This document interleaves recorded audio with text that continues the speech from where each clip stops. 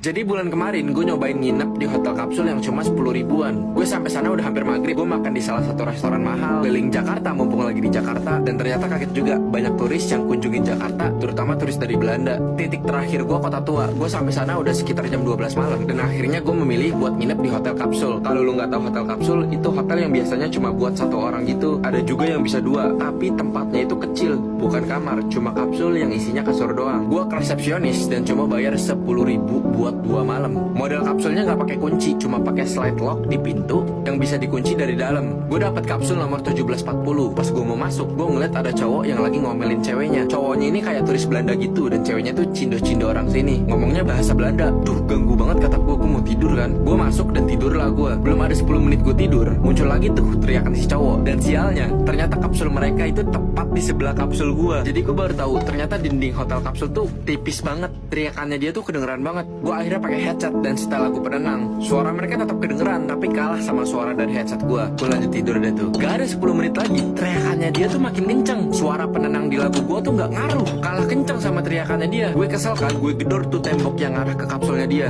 Plok plok plok.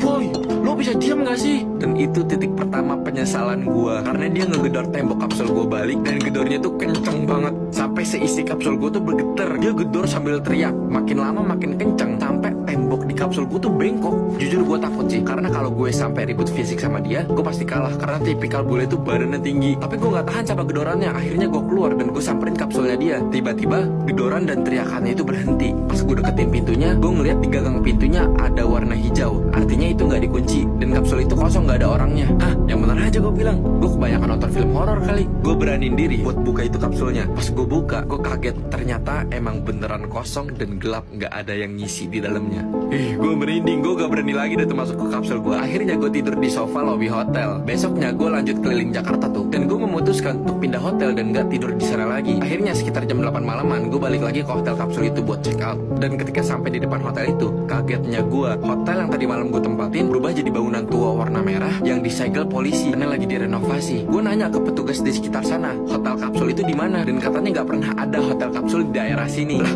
terus malam gue tidur di mana? Gue langsung pergi ke cafe 24 jam buat cari-cari lewat Google. Dan ternyata gue nemuin banyak artikel yang berjudul Misteri Toko Merah Kota Tua. Pas gue lihat, persis kayak bangunan yang barusan tadi gue lihat. Isi artikelnya begini. Jadi dulu di tempat ini pernah menjadi saksi bisu atas Pacinan, sebuah etnis Cina yang dibunuh oleh orang-orang Belanda pada tahun 1740, membunuh lebih dari 10.000 orang Cina. Dan gue baru tersadar, ternyata 10.000 itu bukan harganya, dan 1740 bukanlah nomor kapsulnya.